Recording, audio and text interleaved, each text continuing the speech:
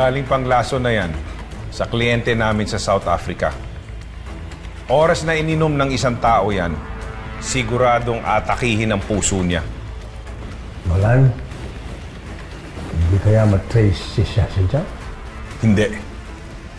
Wala pang pag-aaral sa kemikal na yan. Hindi ka pagdududahan ng mga doktor. Oras na namatay ang asawa mo. Hindi ka pagdududahan ng mga doktor. Oras na namatay ang asawa mo.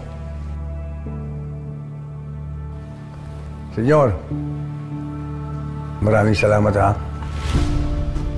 But we can't afford na lumabas sa publiko ang tungkol sa relasyon namin ni Sasha. Malapit na ang eleksyon, William. Kung mamamatay si Mayor Alfonso, paano na ang operasyon natin sa Maynila?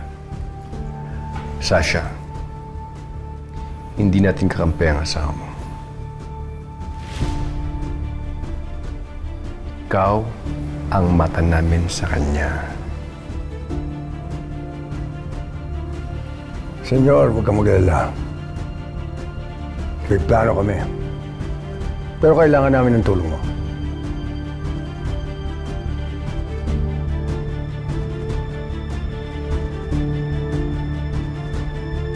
Kapag patay na si Alfonso, sisiguraduhin ko, makukuha ko ang simpatsya ng mga tao. At akong tatakbong mayor na Maynila. Senyor, kailangan ko ng makinarya mo. Pero huwag kang mag-alala. Dahil sisiguraduhin ko na lalong lalagong operation ng Golden Scorpion sa Maynila. Walang problema sa akin yan. Sabihin mo lang kung magkano at kung anong kailangan niyo.